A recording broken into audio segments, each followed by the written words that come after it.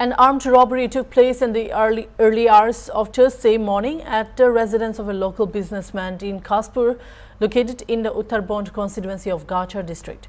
The victims, including the businessman and his family, were violently assaulted during the break-in. Around 1:30 a.m., a group of armed robbers broke into the home of Ramtan Gwala, a well-known businessman in the area. According to reports, the assailants forcibly entered the house and proceeded to beat the family members before restraining them with ropes. Once the family was subdued, the robbers began ransacking the house.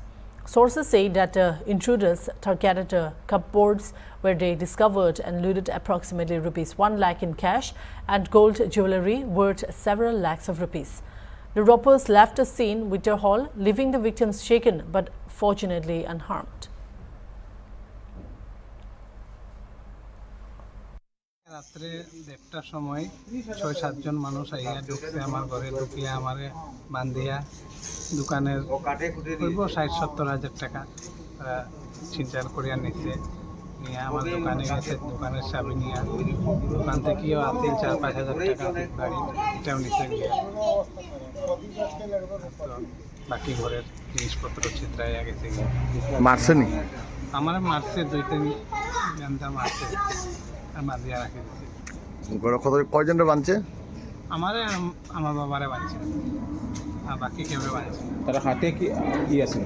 হাতে কি অস্ত্র আছিল, উজালি এগুলো আছিল। আর একটা বন্দুকের মতো লাগছে, যেমন একটা বন্দুকই আছিল।